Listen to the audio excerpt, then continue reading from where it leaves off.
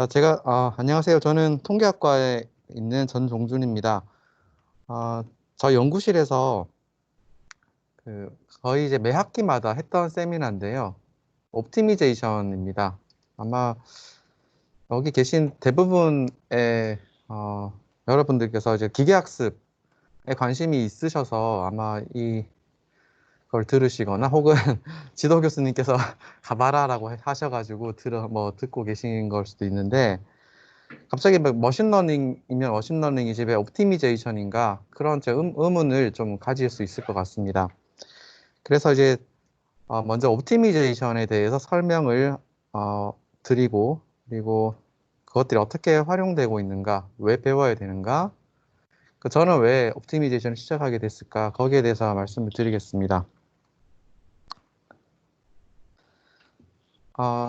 제가 이거는 일방적으로 그냥 강의하듯이 하는 건 바람직하지 않은 것 같지만은, 그래도 이제 얘기를 하고 나면은 저희가 이제 뭔가 개념은 알아야 되잖아요. 그러니까 지금 세미나를 통해서 뭐 질문을 하고 그다음에 뭘 듣고 했을 때, 우리가 이번 시간을 통해 제가 제 발표 시간을 통해서 알아가야 하는 개념들이 뭐냐, 거기 적어 놨습니다.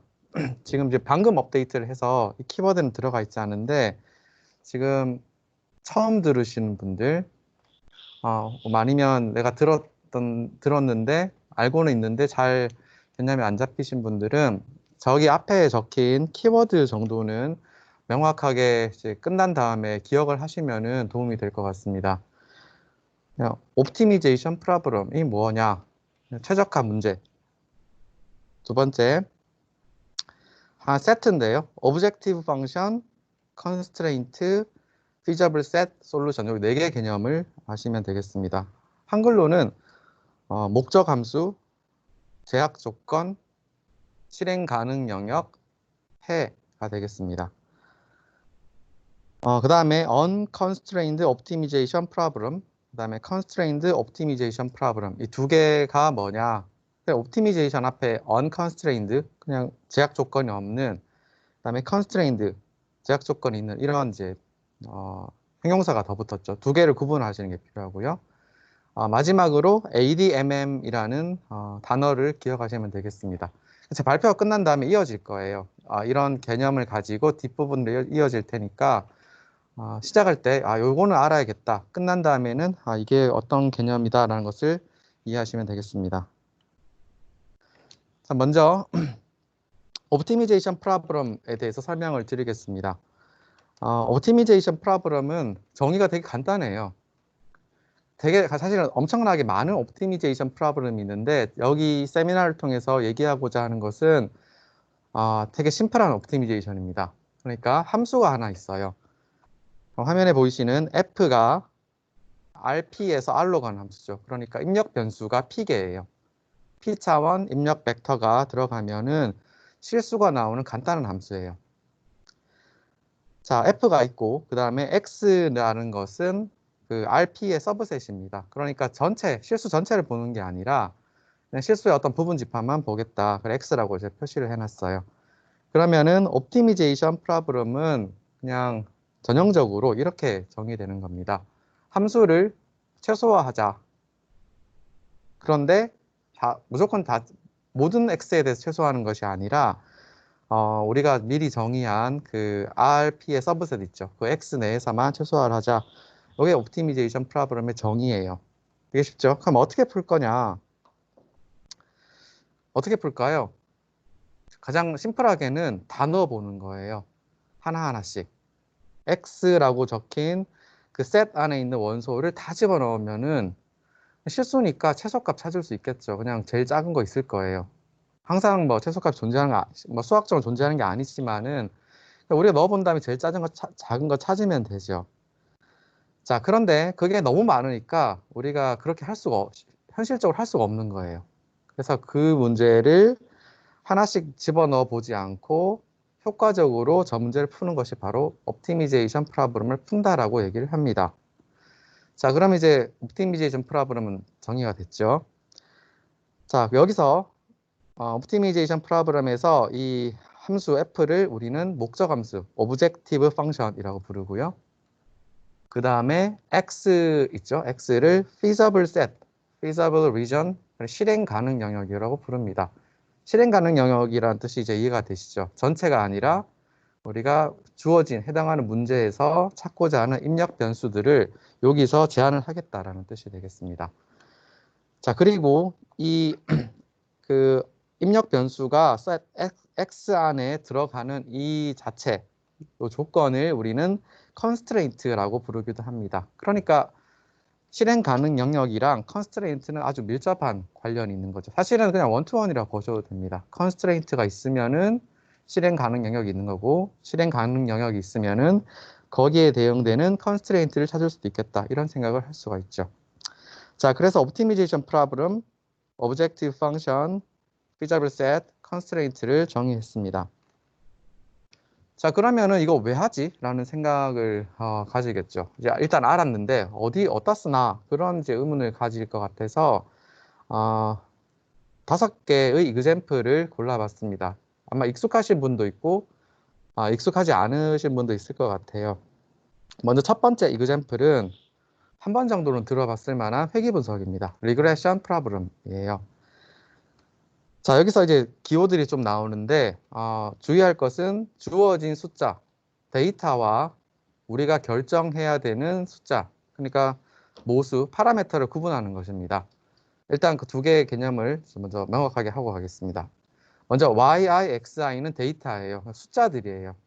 제가 숫자를 집어넣어 놓으면 되는데 그냥 추상적으로 yi, xi라고 적어놨습니다.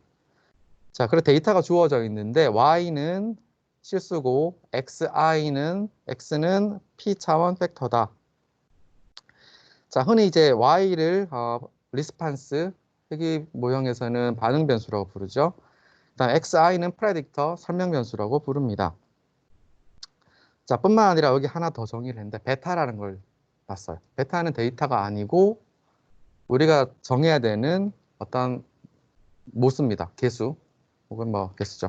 자, 그러면 이제 데이터가 주어져 있을 때 개수 하나를 정하면은 다음과 같은 숫자가 나오는 어떤 맵을 하나 생각할 수 있습니다. 만약 베타가 인풋이고요. 인풋을 집어넣으면은 오른쪽에 y랑 x 다 주어져 있으면 숫자가 하나 나오죠. 함수예요, 함수. 베타를 집어넣으면은 오른쪽에 숫자가 나오는 함수 하나를 생각할 수 있죠. 그 맵을 L이라고 썼습니다. 우린 쉽게 얘를 이제 L 베타라고 함수로 표현을 하죠. 근데 저는 그냥 맵이란 걸 강조하기 위해서 어떤 게 주어져 있고 어떤 걸 결정해야 되느냐 그걸 좀 구분하려고 L이라고 함수로 표현을 해놨어요. 자, 그럼 베타를 결정하면은 저 오른쪽에 있는 값이 나오는 거죠. 자, 이렇게 주어져 있는 맵이 있을 때 회귀 분석은 저 맵의 최소값을 구하는 문제입니다. OLS라고 돼 있죠. 베타의 OLS, Ordinary Least Square Estimator는 L 베타 보이시는 저 함수를 최소화하면 됩니다. 근데 실행 가능 영역은 따로 정해져 있지 않고 그냥 실수 전체 집합이다 라고 이제 할 수 있죠. 이 문제가 바로 회귀 분석 문제 푸는 거예요. 자, 그럼 여기서 우리가 배웠던 개념을 살펴봅시다. 회귀 분석을 우리가 모형을 만들고 풀려면은 저 옵티미제이션 문제를 풀면 되는 거예요. 옵티미제이션 문제에서 주어진 오브젝티브 펑션은 L이라고 정해져 있죠. 저거고 그 다음에 실행 가능 영역, feasible region은 전체의 RP다라는 것이 되겠습니다. 특별히 우리가 생각하는 실행 가능 영역이 제한되어 있지 않죠. 그래서 얘를 unconstrained optimization problem이라고 부릅니다. 두 번째 예제입니다. 이거는 뭐 안 들어보신 분도 있을 것 같아요. logistic regression problem이에요. 뭐가 다르냐 하면은 y가 0 또는 1이에요. 그리고 회귀 분석처럼 리스판스 프레딕터 페어가 주어져 있습니다. 자, 어떤 오브젝티브 펑션이 주어져 있냐 하면은 좀 복잡하긴 하지만은 베타를 입력값이 들어가면은 오른쪽에 나오는 저 숫자를 계산하는 맵이 주어져 있는 거예요. L이라는 맵이 있다. 자, 그러면은 로지스틱 리그레션 모델에서 MLE, Maximum Likelihood Estimator는 바로 우리가 화면에서 보고 있는 저 옵티미제이션 문제를 푸는 겁니다. 위에 L 베타는 위에 맵이 있죠. 자, 거기서 미니마이즈 베타를 한다. 특별히 그 실행 가능 영역은 그냥 전체 집합이다라는 겁니다. 자, 그럼 역시 unconstrained optimization problem이죠. 자, 이 두 예를 보셨듯이 실제로 우리가 별 생각 없이 문제를 풀어도요, 컴퓨터는 이미 옵티미제이션 문제를 풀고 있다는 거예요. 자, 특별히 이제 MLE를 구하겠다. 일반적인 맥시멈 라이클리후드 에스티메이터를 구해보고 싶다라고 해도 우리는 똑같이 옵티미제이션 문제를 푸는 겁니다. 어떤 문제를 푸냐 하면은 자세히 보실 필요는 없지만 이해하실 필요는 없지만은 저러한 맵을 가지는 마이너스 로그 라이클리후드 펑션을 미니마이즈 하는 거죠. 다만 세타 모수 공간을 우리가 생각하고 있는 파라메터 스페이스 라지 세타라고 제약을 해놓고 문제를 푸는 게 바로 MLE가 되겠습니다. 자, 그러면은 아까랑 조금 다르죠? 그 오브젝티브 펑션은 저게 주어져 있고 그 다음에 실행 가능 영역이 줄어들어 있어요. RP가 아니고 그냥 RP의 서브셋인 라지 세타라고 주어져 있으니까 얘는 unconstrained optimization problem이 아니라 뭐라 부르면 될까요? 바로 constrained optimization problem이라고 부르면 되겠습니다. 그래서 MLE를 구할 때도 옵티미제이션을 하는구나. 자, 그리고 컴퓨터 사이언스에서는 L1 compressed sensing이라는 그런 기술도 있습니다. 간략하게 설명을 드리면은 Y는 오리지널 시그널 벡터예요. 그러니까 M차원입니다. M차원 오리지널 시그널 벡터고 X는 어떤 디바이스에 들어있는 매트릭스예요. 매트릭스 하나 가지고 있는 거예요. 핸드폰에.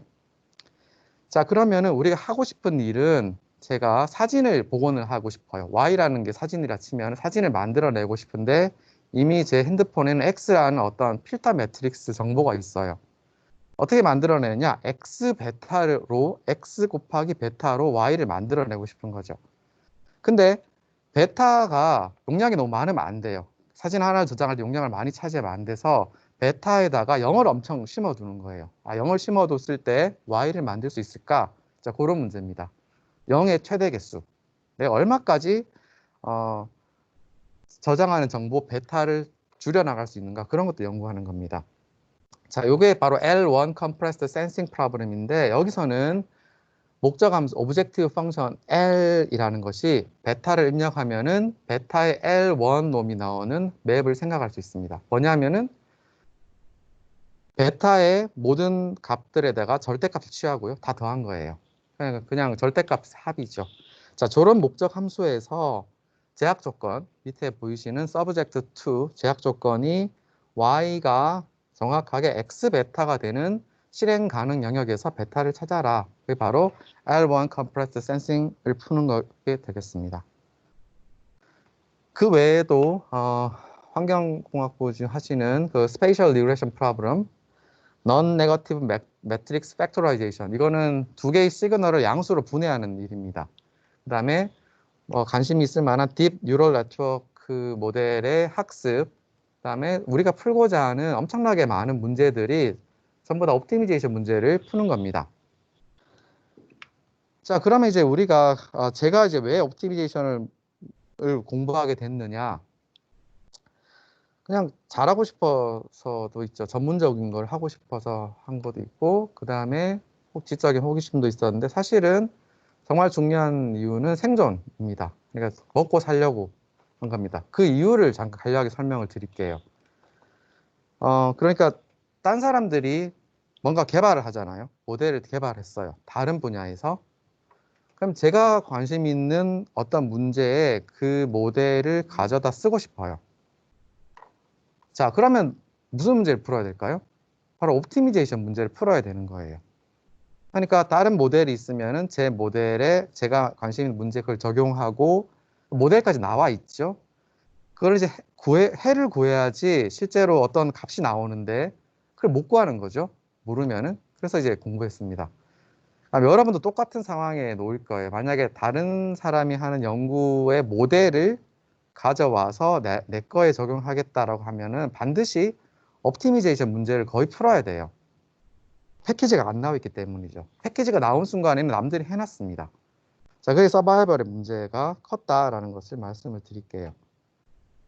자, 그럼 이제 자연스럽게 나오는 질문이 이게 배우기가 쉽냐 어렵냐 이 문제가 궁금하죠? 자, X가 RP인 경우 unconstrained problem은 놀랍게도 쉽습니다. 진짜 놀랍게도 쉬워요. 조금만 공부하면은 여러분들이 풀 수 있어요. 그게 이제 바로 그 케라스라든지 아니면 텐서플로우 2, 뭐 텐서플로우가 성공한 이유예요.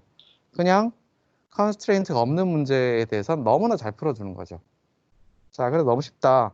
근데 만약에 컨스트레인트가 있는 문제, 컨스트레인트 옵티미제이션 프로블럼을 풀겠다라고 하면은 그거는 문제마다 다릅니다. 자, 그래서 우리가 이제 다루고자 할 문제들이 이렇게 나눠져요. 그러니까 세 가지를 이제 얘기할 건데, 첫 번째, 쉬운 것부터 하죠. Unconstrained Convex Optimization Problem. 지금은 convex는 안 중요합니다. Unconstrained Optimization Problem을 배운다. 엄청 쉽게. 두 번째, Constrained Optimization Problem 중에서 쉬운 constraint, linear constraint optimization problem을 배우겠다. 자, 근데 이것도 다 막 쉬운 건 아니에요. 그냥 또 어려운 것도 있고 쉬운 것도 있는데 2번을 하려고 하니까 좀 어려운 게 있죠. 걔를 쉽게 하려고 바로 ADMM을 배우는 겁니다. 자, 그래서 우리의 그 목적은, 이 세미나의 목적은 첫 번째, unconstrained optimization problem을 어떻게 푸는가 배우고요. 두 번째, 리니어 제약 조건, 선형 제약 조건이 있는 옵티미제이션 프로블럼을 풀되 복잡한 거를 ADMM이라는 방법으로 풀겠다. 바로 이게 저희가 하고자 하는 겁니다.